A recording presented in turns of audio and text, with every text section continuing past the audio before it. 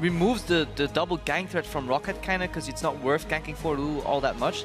So we'll have to see what the remaining picks end up being. Well, there's the Lulu off the table already. Origen targeting Nukeduck at their bans. Azir and Yasuo gone.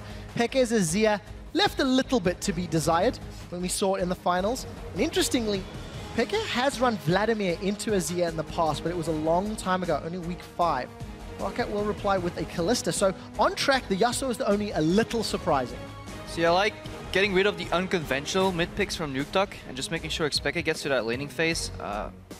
In the interview, obviously MrRallez came out and said, well, we have the best mid laner in Europe and xPeke is the weakest link on their team. I don't know if I agree with that, but I do think the matchup respectively between the mid laners is the closest one in this series. Yeah, and of course that Yasuo pick from Nukeduck was what allowed ROCCAT to beat Origen the last time they met. Origen are 0-2 against ROCCAT. Victor's taken off the table, so Shen is still up and GP as well. Those are the two big discussions that we had, as well as Sivir.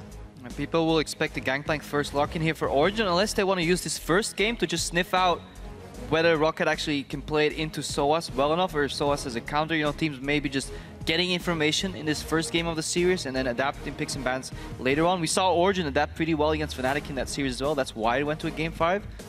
So obviously you have no clue what these teams and these captains in terms of their coaches are thinking. Yeah, and we heard Ducky on stage saying we couldn't show everything because it was against Fnatic. They had to try being our A game, and it will be a first lock-in Gankplank. Relatively safe for those barrels. Now we see whether Steve has a counter. Obviously, we didn't mention Elise. The prime jungler pick for early aggression is open and can neutralize the jungler and then get access to the lane. So that might be a pick for Jankos here.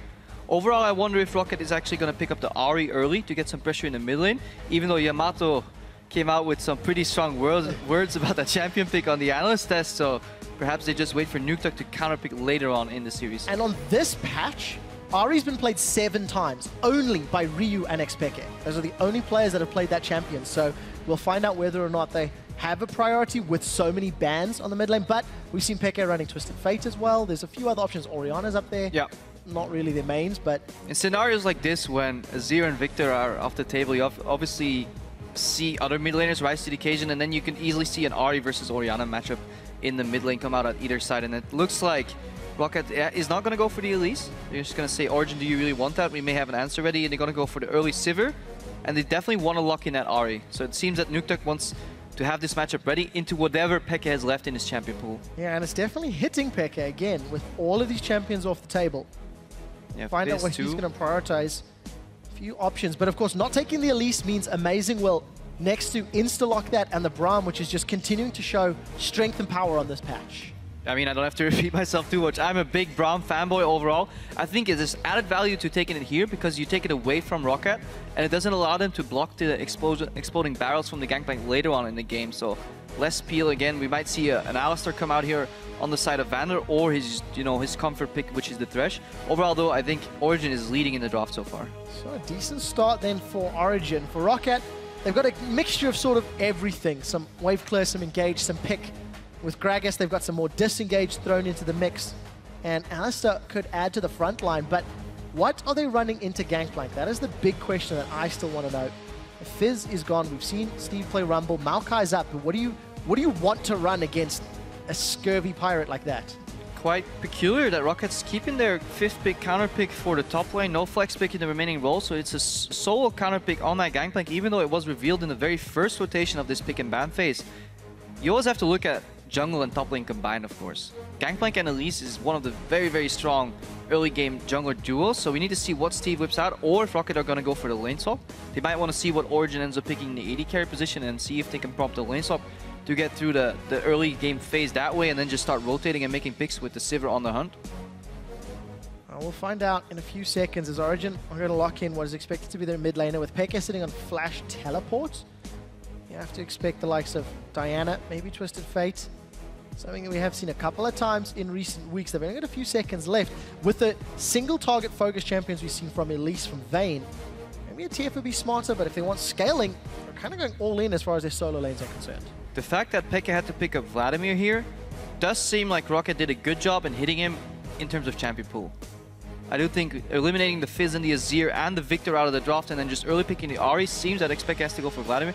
Vladimir by no means is a bad pick, but it requires scaling. It allows ROCCAT to push in the mid lane early, get more pressure, and then start challenging Mithy and Amazing when they go for that vision a little more and hopefully snowball the game that way.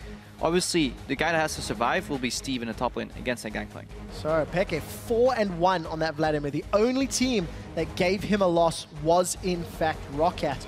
And it was actually a game where I believe Nukeduck was running Azir. That is ifs and buts. It will be the Hecarim now locked in to challenge Origen. So, a lot of mobility, a lot of team fight, and those TP ganks could be very impactful.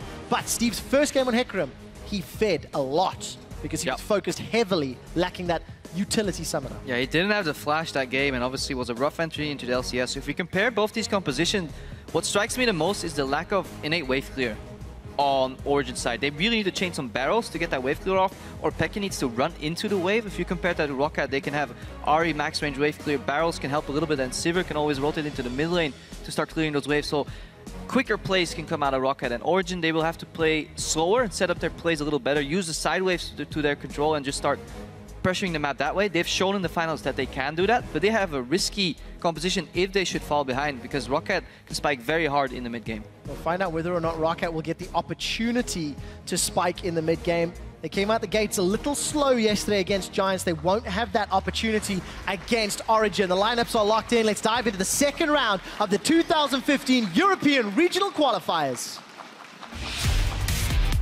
The Gauntlet is going to be pretty tough for us. It is about being good, and then we need to be proactive. It's the key to victory. The best team is gonna make it out of the Gauntlet. It will mean a lot to go to the World Championship. It's every player's dream. They obviously want to go to Worlds. They will not make it easy for us. Want to go to Worlds. That is what is on the line in the regional qualifier. ROCCAT have already defeated one opponent on the way to the finals. They'll have to take down the only team to give Fnatic a loss this summer. It is Origen in game one of our best of five. You guys know the hashtags. You guys know the Twitter. Let us know who you think will be victorious this series. And If you don't know the hashtags, hashtag OG win, hashtag ROC win, if you're Twitter noob. Permanent support professionalism, Krepo. Alright.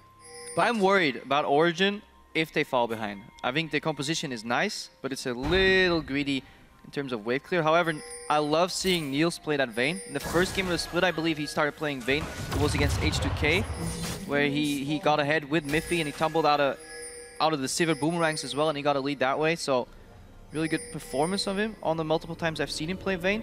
Obviously, he's not afraid to play at the front of the fight. We saw that against Fnatic too, when he was backed up by the Lulu, etc. He was right in front, dodging skill shots. If he gets hit, he's dead, but he never got hit. He's so good at sidestepping things. And Mithy Niels as a whole, as a duo, are very strong in lane. And we do see Niels and Mithy already in lane. They've walked across 2 ROCCAT wards at this point in time. ROCCAT seem to have initiated the lane swap. So clever warding from ROCCAT. And we'll see which jungler is going to get enabled from this lane swap. We talked about how Origen could match Fnatic's lane swap. Can ROCCAT get one step ahead of Origen's game plan? I mean, they've got a team comp that could punish early, but ROCCAT as a team, not traditionally been able to do that. Well, in the lane swap, obviously the map opens up a little more, and this gives much more the advantage to these teams that have the quick wave clear. If these side lanes start stacking up, towers go down, lanes get longer, it is much quicker for ROCCAT to quickly go clear wave. Spam some abilities and it's gone. Whereas opposed, imagine if Niels has to go clear 12 creeps. That is going to take a while. Compare that with MrRallez, who can just move over, cast Q, W3 auto attacks, and the wave is gone. So in the mid game, this will obviously give more momentum to ROCCAT. We'll see if they can use that momentum. ROCCAT were able to punish Giants yesterday. And ROCCAT look better than they have all split long. And now their opponent is theoretically much stronger. We see Jankos and Steve. They're holding hands in the jungle, and we can see on the opposite side an invasion from Soaz and Amazing. Yeah, very safe invaded too. They obviously have some deep wards there, so they know pretty much exactly that the map is divided to the left side and the right side right now, compared to the traditional bottom and top side, because that's what happens in the lane swap. We'll have to see how quick these towers go down. We have three Origen members in the bot lane right now. This is what lane swaps have devolved into. It started with the 4v0, now back to the 3v0 standard. ROCCAT are late to this tower though, so as a reaction they may actually have to send over Jankos to help speed up that tower clearing process, because look at the damage on the tower from Origen as well. If you get that tower down first, the momentum it gives allows you to be one step ahead. A team like Origen, if they're one step ahead in the lane swaps, they will punish you eventually. Especially with a team composition that wants to go even into mid-game and scale to late. So for Origen, they will get this tower. We'll take a quick look at ROCCAT. I think should clear it relatively soon though. And when Origen has played lane swaps like this, usually they've bounced away back to Niels and sent Soaz back to the top lane, because they really like having their top laner in the top lane in the second phase of the lane swap. It does look, however, that this time, because he's playing Gankplank, he's actually going to get the farm. So Niels and Mithy are going to head top. They may relinquish dragon control, but they have a Scuttle Crab there already, so they can move around what ROCCAT could do as a reaction, and likely invade with a deep red vision should the dragon ever come out. And ROCCAT also do similar, donating the tower gold to Steve, 275 for that Hecarim. So both top lane carries getting a little bit of early assistance. And we saw Soaz's barrel mechanics in the final. He'll need to keep up that level of play, because he's the only safe wave clear that Origen has to play with. And we're now around the 4-minute mark, the 4th minute mark. This is when you usually see the supports roam mid, because this is a passive matchup, xPeke is based. They actually opt to not do that. Soaz knows if he frees, they'll just come and push him off the freeze and deny him farm. So he actually pushed back the wave towards ROCCAT. He doesn't mind that. He already secured himself some juicy CS. He's 10 CS up on Steve. Whereas Steve, he let the wave freeze, then he based. So Steve actually just lost some farm there. He could have actually pushed out initially first. So it is hard to see what the right thing is, push or freeze in multiple cases. But Steve ended up basing, and now he goes towards Soaz, but he's already down 12 CS. I'm just going to double check on experience here. Steve is level 3.4. And Soaz is a full level ahead of him already. Big difference. The experience is something that I like to talk about that is a little more difficult to see. And talking about that first step, you can see Origen already on the tower in the top lane. Because Niels and Mithy got there first, Peke has eaten the charm already. And this is a matchup that we wanted to look at. Peke's champion pool got pinched, and it went back to something he hasn't played in over 7 weeks. Week 5 of the regular season was the last time we saw Vladimir. It is, however, incredibly hard to successfully gank a Vladimir, at least in one attempt. You'll need at least 2 attempts to get him. Look at the amount of defensive summoners that he has, in addition to that Sanguine pool. Yesterday, hang on, Nukeduck. Wow, Peke eats a charm. That makes life a little easier. Well, there's no jungle around, so that's fine. But yesterday, ROCCAT was camping the hell out of mid lane. That was their plan. Kill Pepinero 3 times, make him tilt, and just get him off the map. But this time, Jankos couldn't find an opening. ROCCAT earlier pinged him out, so they have a good idea of where he is on the map. Now he's just going to show top, so ROCCAT giving away much information, and meanwhile Soaz is comfortably farming and winning that bot lane matchup. Look at Amazing. He's supplementing the top lane. Jankos isn't doing anything on this top lane. He is losing the pressure. There is no flash for Steve. If a cocoon connects and a barrel gets chained, Steve is going to be in trouble. Soaz is moving up. Steve is trying to play that guitar to his heart's content, and Amazing realizes they don't want this. He's just going to do a drive-by. It's a little weird. Tell me why. Nothing happened. No, I was really expecting the dive. Yeah, we were getting ready for hype first blood. I'm building up the hype, and then Amazing's just like, no. Hashtag not worth, and they backed away. Alright, so this gives Jankos some more time to farm. Obviously, it was just shadowing that lane, making his presence known, but it allowed ROCCAT to push in. Now they can start moving these pieces around on the chessboard.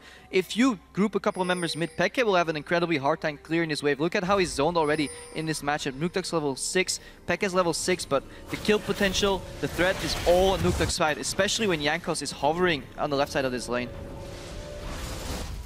Means Peke is going to back away. I think that wave was pushing towards Nukeduck. We'll see if he's going to reset it. Minions are still pushing a little bit in his favor. That Orbit Deception means Peke will lose maybe 1 or 2 CS before he gets in lane.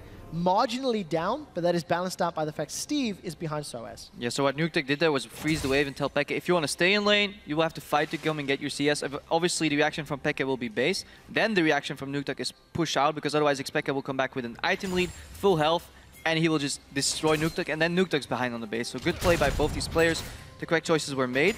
But overall, ROCCAT leads slightly in gold, but I feel like Origen is leading in terms of scaling and pressure.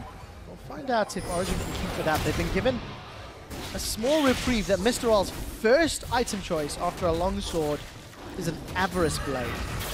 So Niels with a Cutlass already, he's not going to be under as much pressure as what would have been a BF sword Sivir, but we'll see if MrRallez can farm up quickly enough to get that 2 item spike. Yeah, so Rallez just saying, okay, we're not going to fight, we're only going to farm. I'm just going to get more money's worth out of my farming.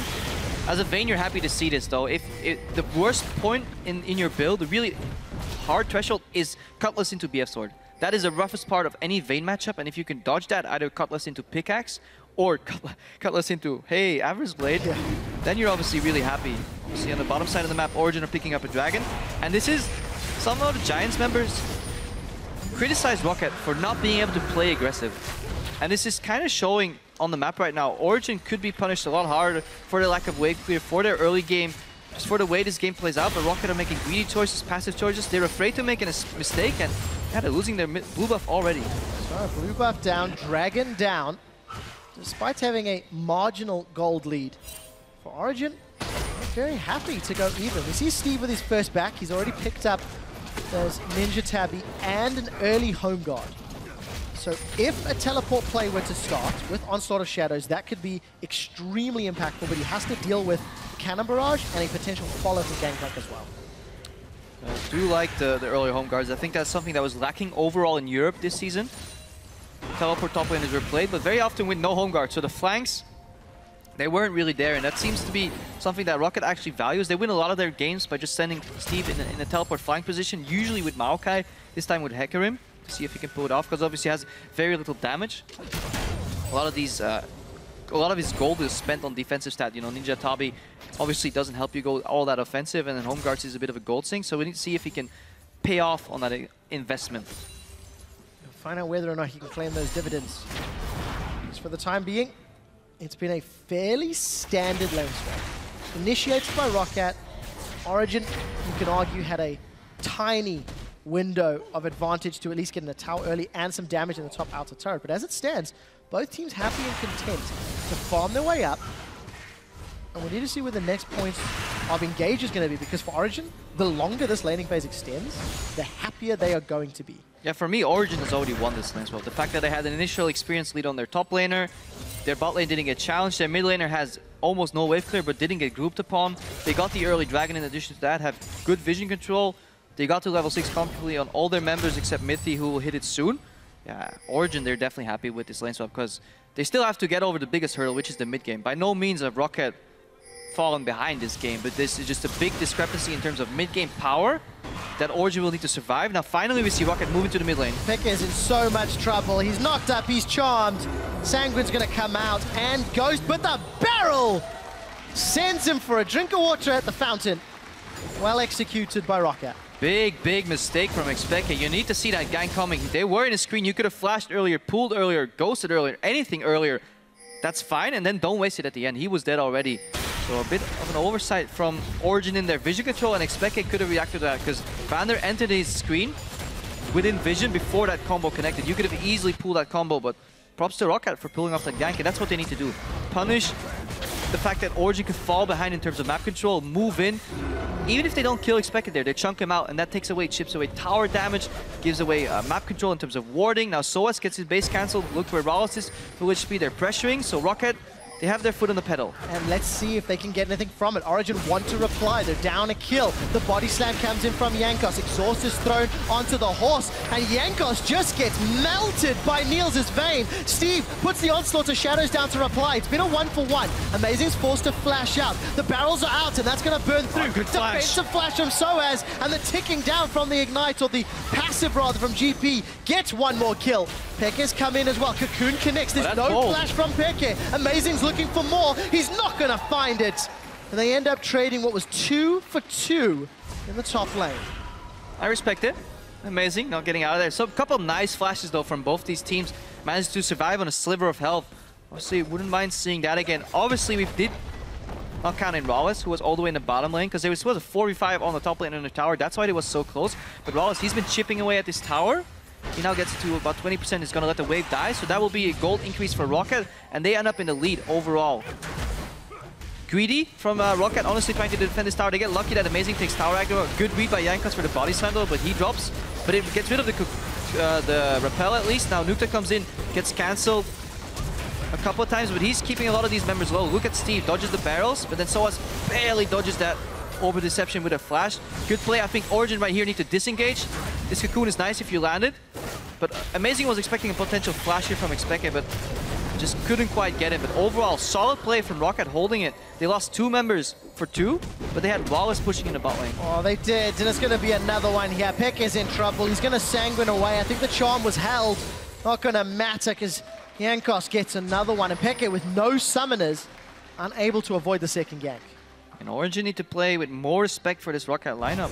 The lack of wave clear is coming to bite them in the ass because it's just not really working out for them. They just get out-rotated because they don't have the forward pressure. Every time the lanes just get pushed in so easily, Peke tries to push out that wave. He gets surprised all of a sudden.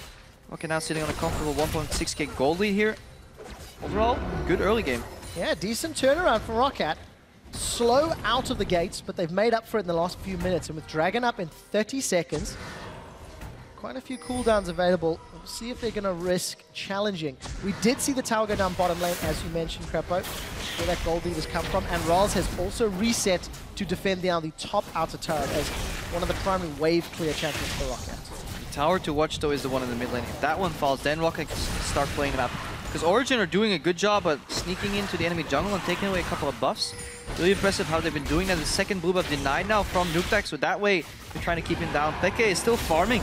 So he's on even CS with Nukeduck, so should ROCCAT fail to really exploit that early game lead they have, then Origen will comfortably scale into the late game. However, we've seen ROCCAT finally punish some of these early, I wouldn't say mistakes, but opportunities that Origen have left them. I like that term, opportunities. And we see Origen looking for an opportunity, but there's a pink ward in the river, which nobody's gone to check yet. Always check your brushes. They should know by now, but there's a ward somewhere. I can't believe they haven't checked that. That's given ROCCAT all the time to set up for a fight. Steve's coming in with a teleport. He's got the shadows to onslaught on Origen. Cannon barrage is coming down. Dragon was secured by Origen. That's 1, that's 2 kills. Niels will be the 3rd. It's just a matter of time. He's tumbling, he's ducking, he's diving, he's charmed. Niels is down. 3 kills for Dragon in favor of ROCCAT. Yeah, ROCCAT, good vision control, you could say, or Origen's sloppy mistake not finding that pink ward. They make the right decision with the information, though, and that is key. Vander acts as if he's face-checking scared. Oscar goes to him. And it buys enough time for his team to get in position. ROCCAT could easily spell out the way that fight was going to go. And okay, Steve, you're teleporting here. We're going to go in. And Nukeduck, he was the first one to go in aggressively in that fight. He drew all the attention. Soaz had to play defensive. He couldn't stack those barrels. We're going to see that again here. So Vander bought some time. They know where the barrels are. They don't really care about the dragon. They care about the fight. But watch how Nukeduck engages immediately on Soaz. He has to orange out, but then Steve's there in the flank. He eats Tick and them too. Soaz is already too low. Mithy is just dying in the AoE. His shield doesn't matter which angle it takes because he's just getting completely wrecked. And then Niels has to kite, but good Charm Flash going to come out here from Nukeduck. And overall, ROCCAT, they take 3 kills from 1. They give up a second dragon. That's fine. They want to snowball their gold advantage. They don't care about stats from the dragon. I was watching the minimap as well. Peke was still pushing out that mid lane, Krepo. That Oscar that went to Vander, really punishing Origen. They felt they were safe in the vision. It didn't work out. We did see that pink ward actually go down, though, as Amazing and Peke reversed out from the fight. And ROCCAT going to use that wave clear mid lane. That last standing tower. There's nobody here to clear this. It's just going to be a couple of waves. Look at that damage. Nobody can challenge it. Nobody can walk up and clear that wave. Imagine if this was any champion. Say Ahri can come out. Azir obviously is banned. Lulu is banned. So good champion pool pressure from ROCCAT. They take away the Ahri. They're on red side. Traditionally speaking, in a matchup where mid laners is the lane to watch, you see a counter pick come out on the 5th rotation. However, because we had so many bans come out, Nukeduck opted for the early Ahri, put pressure on xPeke, and this manifests in the way this game is playing out. Obviously, there's more factor than just the mid lane picks, but overall, Origen are just too weak on the wave clear side. And I think we need to give credit to ROCCAT. Picks and bans worked out, got them a team comp that could give them a mid-game lead. ROCCAT then executed a lane swap. They then initiated some pressure, and ROCCAT have a lead. But this is where things get challenging. Can ROCCAT play the side lanes well enough to get more objectives? We're approaching 20 minutes. We've got a 4,000 gold lead for ROCCAT, who are, by a large margin, the underdogs in this match. Very few people expect ROCCAT to win, considering how well Origen played against Fnatic. Yeah. But ROCCAT have a team comp that can do it in game 1. And the problem I have with the Origen lineup, it is so good if you could put any of these 3 champions, being Gankplank, Vladimir, and Vayne, in a side lane for a 1-3-1, and you could hold a wave clear in the mid lane. Say Gankplank split pushing top lane, Vladimir split pushing in the bot lane, your AD carry can somewhat hold mid. Fantastic. Any other iteration of that too. Problem is they all want to be in the side lane. Nobody wants to be the guy in the mid lane holding the waves, because nobody can. Vayne can't do it, Vladimir can't do it. GP to an extent can do it with barrels, but it's incredibly hard to time it. So in that sense, Origen kind of overlooked that in their composition. Imagine if Niels just picked a Corki here, something generic, just wave clear duty, utility champion. Could have solved a lot of problems, because then he would be in the mid lane right now. Pekka would be split pushing in the bot lane, and Origen would comfortably 1-3-1 into the late game. Something generic, but it is Niels' most played champion. 9 games this split, so it's not like it would have been an oddball pick. Regardless of that fact, Origen have elected into this late game scaling team composition, and they are getting some key items. Triforce picked up, we've got Lucidity Boots for both Soaz, Peke, Blade of the Rune King for Niels, he's working his way towards Phantom Dancer as well. But in situations like this, what I like seeing from teams that fall behind early but have the better late game is simply pick up 2 Scrying Orbs, because the only way ROCCAT are really going to close out this game is rotate for tier 2 towers, and you should be able to comfortably hold that and force the fight, or they're going to bait Baron. That's probably going to be ROCCAT's next step. As a team, they have advanced a lot in terms of shot calling, but they still need to work on closing out the game. Yesterday, we made the remark that ROCCAT plays the map well, but in slow motion. Things take too much time. If Origen can cancel one of the few upcoming Baron baits, and Dragon is not a win condition, 2 dragons to 0, then Origen can buy themselves some time. That's why I would like to see some more Scrying Orbs come out, or just oddly place deep wards that that ROCCAT will fail to sweep. So Origen's vision is what we're going to be looking at. We did see a very quick glimpse of Steve and Soaz. Steve has gone for an early frozen heart, but 60% of that armor is ignored by those barrels. And Soaz easily pushes him out of lane. Steve has to respect that damage. Steve barely made it out of that one alive. So this is what we're talking about, the 1v1 pressure on the side lanes, even drawing Vander to help. ROCCAT will need to start grouping up more efficiently. Push out a wave, don't fight. Never stay to fight. Always just push out and rotate. Use your number advantage, the fact that you have poke and wave clear, to siege on towers. That's what they need to do. And then eventually collapse back into the Baron area. But yeah, Amazing doing fantastic job here. Look, Amazing and Mithy, they are identifying what their lose condition is. We always talk about win condition, you know? How do we straight up lose this game if we give away a Baron? Well, just ward it. Get the Scuttle Crab. They can't deny the Scuttle Crab vision. Doesn't matter. If you're standing on it, it's not going to go down any quicker. So in that sense, they're identifying the right part of the map to play on. And then Origen, or Soaz, did a good job chunking out Steve. ROCCAT just lost a minute. And Origen are going to get a tower for this as well. ROCCAT dancing around the map. We saw Nukeduck trying to pressure the top inner turret while Steve was holding Soaz bottom. But that didn't lead to anything. That didn't allow ROCCAT to gain anything more. And they're losing some of that gold lead. Look, Origen, they're not let up. They've now got some deep vision in ROCCAT's jungle. These are some of the tools that Origen need to avoid the lose condition. ROCCAT are simply leaning too far backwards, and they're buying into this 1-3-1 instead of pushing out the lanes and grouping up together, using that on the hunt. Now Origen are actually doing what ROCCAT should be doing. They pushed out mid lane somehow. They're rotating to the top lane. They're just taking 2 towers in the top lane. The gold differential from 4,000 gold now went down to 2,000 gold. They can sacrifice this dragon if they want to. They're comfortably getting back into the game, and we'll need to see ROCCAT group up and get a fight. That's how they've won or gotten a gold advantage so far in this game. Every time, just group and fight. And with Origen's comp and the lack of vision around Baron, if ROCCAT commit to somewhere else of the map for too long, Origen can melt that Baron very quickly. See some respect from ROCCAT. They've not started Dragon. We'll try figure out where all of Origen are. Now with the ward in the pit, seem to start it. They do have good vision on Origen's red side though. That is obviously the cost of that play from Origen on the top lane. You always need to look at plays around the map, not in like the 30-second window where the tower falls, but then add a minute on top of that to see what did ROCCAT gain while Origen was in the top lane. Well, they gained deep vision, perfect triangle wards here in the bottom jungle, and they're going to use that to perhaps make a pick. Mithy wants vision. Look, it's completely dark on the bottom side of the map because Origen were focused on the top side of the map. They know this, but now ROCCAT have to capitalize and even out that gold advantage that Origen got. They're going to do that by taking a first dragon. Teleport is available for Steve. If those wards stay alive long enough, he's got an easy entry behind Origen. Dragon secured, uncontested from Origen. And this gives Mithy information. He hears the dragon's roar, so he says, okay, I can safely assume that there's a maximum of 1 or 2 people in the Baron area, so I can face tech on my own. He doesn't need Amazing to hold his hand in the support jungle duo right now. He drops a couple of wards. Look where he's placing them as well. Not in front of the Baron, but ever so slightly out of the pit. So you only need to see them walk into the Baron pit. You don't need to see what they're doing. What will they do in the Baron pit? Well, they'll be doing Baron. And that's a ward in a position that rarely gets swept. They also left one lone pink ward that obviously Steve is not going to check, because who checks brushes in their own jungle? No, you never check them. That's the rule we've learned. Pink ward cost Origen previous team fights. And you see Amazing and Jankos going to trade toe for toe. I believe those are 2 Cinderhulk junglers as well. Amazing not going to Runeglade, which we've seen elsewhere, but it's one of the primary tanks for Origen to lead the tanky stats. So far this game, ROCCAT not going just quite aggressive enough, and Origen not panicking. We obviously, or very often we see, in situations like this, we see the losing team panic and think that they need to even out the game. Now we see Vander and Jankos move in. Oh, opening from Mithy. Cocoon connects after the Unbreakable Will. Vander's got damage reduction, but he is caught out. Emo Plague will start ticking, but the burst will not be enough. And the cow makes it out to live another day. They don't like cows. So many spells and ultimates used on Vander here, but most importantly, they deny much of the deep vision. ROCCAT want to set up perfect deep vision to punish face techs. Orange says, well, it's not going to happen. We don't want to win a fight. We just want to keep the vision away and keep scaling into the late game. No matter how much armor Steve buys, it's not going to matter, since those barrels penetrate 60% of the armor on enemies from Soaz on that Gankplank pick. So he's obviously comfortably going to that late game. Slightly different build from Soaz's Gankplank from the last time we've seen it.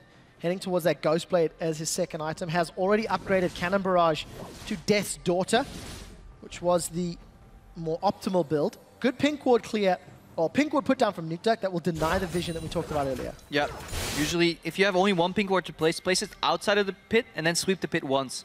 Blue teams are very rarely going to make their way into the Baron pit and place a ward in the back. They're more likely to play a couple cheeky wards over the wall here to just spot you doing it. So obviously, if you have more pinks to place them all. If you have only 1, place it outside of the pit and sweep the pit if you're a purple side team. I hope everybody's listening. Hashtag get that LP with Krepo. Doesn't matter in solo queue. They can see you doing Baron, they can see you bot lane, and it doesn't matter. The theory could seep through. I am hopeful. Ever the optimist. But as it stands, 10 minutes has gone by, and ROCCAT have not touched a tower. ROCCAT have not pushed deep into Origen territory, and the gold gap is becoming less significant as 2 item spikes are hit from all of Origen. And look at these. There's one ward right here, and then the one on the right of your screen under that Gragas picture is another one from Origen. You can see it on your minimap. 2 deep wards is all they need to just occasionally spot somebody rotating. ROCCAT, by process of elimination, they can see whenever they walk somewhere and somebody on Origen twitches on the minimap, then they see, okay, there must be a ward around me, and then you try and find them. It's like sink your battleship kind of type of thing that you want to play, and you want to look at all those wards. ROCCAT are doing the right thing. They're pushing out Origen all the way because they can't afford to do Baron if Origen is that close to them.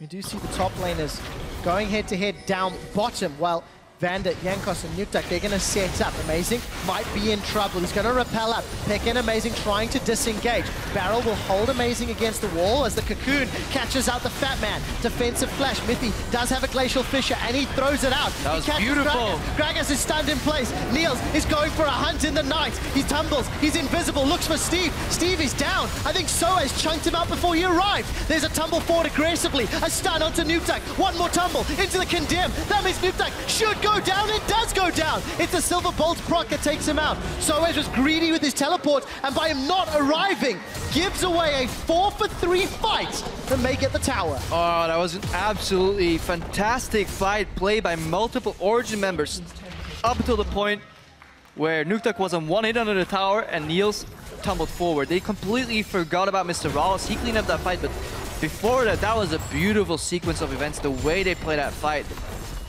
Fantastic overall, but yeah, greed is not good, greed is bad. They lose their tier 2 middle tower and they relinquish the map control back to ROCCAT. Soaz still has his teleport for an advantage, so Baron should not go to ROCCAT uncontested. Alright, key things to watch here. Watch how the Repel dodges both Pulverize and Headbutt. Then they turn. Once they connect the Braum passive a little later on Jankos, because Cocoon holds him down. Mithy gonna block some Ahri damage, turns around the direction of his Glacial Fissure. They get Jankos. Now keep watching what happens in this fight. Niels tumbles in aggressively, xPeke is there. Steve arrives, but suddenly he's on 25%. They get Nukeduck here, 1 stack, 2 stack, and now you gotta go back. You don't try to finish him off. Everybody greets here because he's stunned on the tower because of the heal, and everybody walks forward, takes a tower shot, a W from Sivir, then you get HUD pulverized.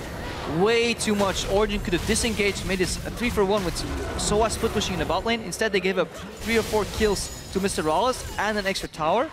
But before that, such a magnificently played fight by Origen, and this is why they're lauded as the second best team in Europe, because in addition to good shot calling, they have some of these really good team fight synergies. One more, another engage. Condemn comes out from Niels. The Fisher put down by Mithy. Hemoplague used defensively, but it's a distraction tactic. Soaz has teleport and is pushing up in the top lane. It was Soaz that chunked out Steve before that fight began, but he's going to retreat now. Yeah, watch Origen right now. If they can drag more members from ROCCAT to defend against Soaz, they might actually rotate into a potential Baron or go back to the Dragon, who has spawned already right now. So Origen are finally able to start putting some pressures because of their team fight capabilities. Mithy Kato. Mithy and Peki got knocked up by that pulverize. This is the teleport advantage. It's come to pass. Soaz is looking for targets. Cannon barrage will get chunked down. MrRallez is shut down. The barrels come out and it won't be enough. Double kill for Niels. It was over just as quickly as it started.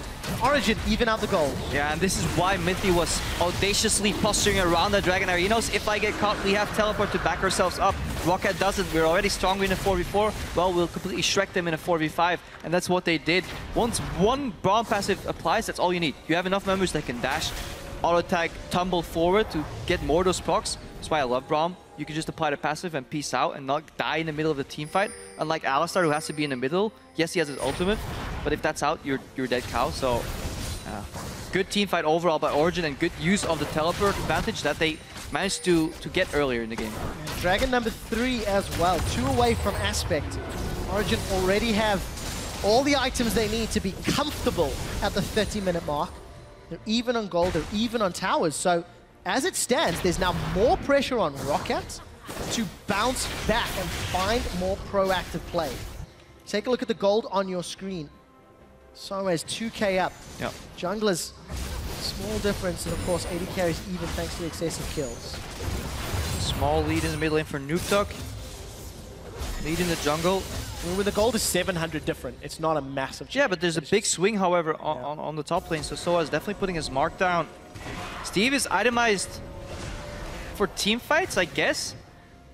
Not quite sure if I like the build because the armor doesn't really all do that much against the Gankplank. You're gonna pour it into a team fight, so the Frozen Heart is good against the Vayne, but it leaves you very weak against the Vladimir overall. Elise Braum also a lot of magic damage, so perhaps he should have just itemized more offensively and tried to dodge the barrels and try and kill Soaz 1v1.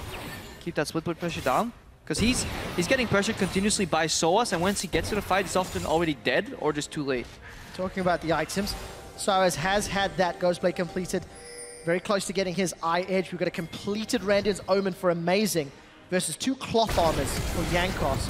We'll expand on those items in a minute as Niels is going to 1v1 Steve here with the help of a Cannon Barrage. So what we were talking about earlier, 1-3-1. Any of these side lane carries, be it Vayne or Gankplank or even Vladimir, can comfortably beat almost anything that ROCCAT sends their way. Maybe an outplay from Nukeduck can match the 1v1, but a Vayne can easily handle a Hecarim. It's almost impossible for tank Hecarim to take down that Vayne, because over time 2 damage will destroy you anyways. What I like is that Mithy is seemingly building towards Zeke's Harbinger. I think it's a must-buy second item for any support on this patch. It is simply too strong that you can give your AD carry 50% crit during a fight, and it will proc, and it lasts 8 seconds. That means you can put a 4-item AD carry if he goes BT 4th after Last Whisper on 105% crit. He's critting every hit at once that procs, and that can be, yeah, so disrupting because a lot of these teams don't really notice when a Zeke's procs. Yeah, assuming he's got that Eye Edge and Shiv or Phantom Dancer. For Niels at the moment, the only crit item is his PD, but he should be relatively close to that Eye Edge. Well, about 1,000 gold, so it'll take a little longer. But for Origen, it was a risky comp, limited wave clear. It was high scaling, but they took a gamble on ROCCAT's penchant for playing slow. Yep. We're now 32 minutes in, and it's Origen with the lead.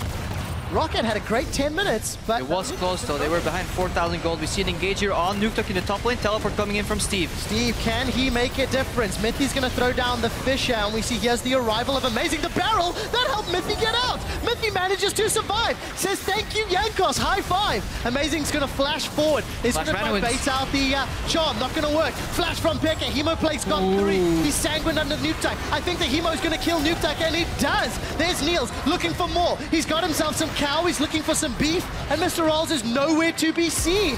We'll find out what they can do. Peke's gonna sanguine again. He goes golden as MrRallez continues to run away. Where was MrRallez in that fight? How did this all came to be? ROCCAT, they opted in for that fight. They could have disengaged, but they went for the teleport play. But they didn't look at where their AD carry was on the map. Obviously, you have to watch if some Origen member was delaying him in some sense. But yeah, good play by Origen. It always looks like they're caught so far this game. I can remember at least 3 instances where they seemingly get caught, but they peel and survive long enough for the cavalry to arrive. And then that damage from xPeke. This is late game Vladimir. Obviously, if you get 3 members clumped up, you can get Hemoplague and pull underneath them. Yeah, then you're gonna win that fight.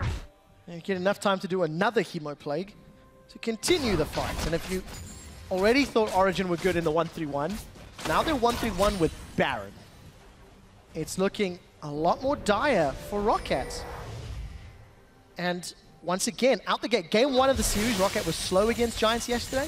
They're going to need to pick up the tempo if they get a similar pick and bans, because it's going to be very difficult to claw this game back now. Yeah, and complete props to Amazing and Mithy for stalling that Baron threat. A couple of deep ports aptly placed at the right time. Skullcrabs killed at the right moment on the map without getting caught themselves, bought themselves enough time, because if you get a tower lead, say ROCCAT had a 2-tower lead in the early game, that is a couple thousand gold. If you get a couple extra kills, map pressure, CS, they had a 4,000 gold lead. Early speaking, that is a lot relatively to the time that you're in the game, but if you can prolong that lead to stay the same absolute value as these gold values on both these teams go up, relatively speaking, it falters and it becomes useless. Who cares if you're 4,000 gold difference if you have the superior scaling when you hit this 50k mark? Right now, Origen actually have the lead. They're constantly scaling to the late game. They have these Baron minions that are nullifying the wave clear from ROCCAT, and they're looking to take down game 1 in this series. Well, they've got themselves a mid-tier 1 tower. Glacial Fish has been used, and the Cannon Barrage. Origen gonna not be unable to push deeper. ROCCAT shoving it backwards. But as it stands, Origen are happy. They've evened out the kills. They've now got a tower lead, and they are accelerating their gold lead. An incredible amount. Dragon number 4 is up, and I do not think ROCCAT can contest this. Obviously, don't want to walk into this Origen lineup. Right now, they're strong enough when they're grouped. It doesn't matter whether you have wave clear or not, if it's a full-on jungle fight. And that is something Gankplank as a champion is incredibly good at, so is Vayne, is at punishing people that are walking into you. Because Vayne kites very well on short range, and if the front line is constantly clawing at you and you can just tumble backwards and you walk into these barrels, then obviously Origen can deal a lot of damage. And they have enough peel coming out of Amazing and Mithy on that Braum Elise combination. So right now it's very hard for ROCCAT to find an opening. It really has to be Charm Flash into one shot. Or Pulverize, Flash Engage, knock back with Headbutt. That has to be their window, because just in pure standoff fights where everybody's hitting each other, I feel like ROCCAT are getting at the shorter end of the stick. So no flash on Jankos, Nukeduck or Vander, so it's going to be a little bit more time before those plays can be up. Luckily for ROCCAT, fairly squishy Soaz and Niels. Should be a little easier to do that. Peke does have 3k HP, but not the highest amount of resistances to speak of, so even if he gets caught, he could get melted very quickly. It's going to be incredibly hard to kill Niels too, because he went for the Bloodthirster. He didn't go for any greedy IH shenanigans. He just wants to keep, double lifesteal to stay in these fights. If you're already ahead, getting more lifesteal will only make it easier for you to survive these fights, unless you get one-shot by Nukeduck. Let's see if he does. The Fisher comes out. Mithy and Amazing, they're peeling. That's the front line that Origen wants. Steve gets caught in place. Hemoplague will burn through the pop. Not going to happen, because Niels going to shoot him down. Nukeduck gets crit to death as Soaz finds himself another. That's 3. That's 4. This will be the ace. Silver Bolt, barrel as well. Triple kill for Niels. Origen ace ROCCAT. Yeah, and unless ROCCAT get a flank, one-shot, 1 or 2 targets, it's simply not going to happen. When Mithy puts up that Valtor in front of the enemies, nobody's going to get to the carries. Nobody's going to get to xPeke, Soaz, or Niels, and they completely win that fight. Once one member falls, they just simply aggressively flash in. They're taking home game 1. Easily closed out once Origen hit the 30-minute mark. Got their items, destroyed ROCCAT, and Origen come away 1-0. It was a greedy composition.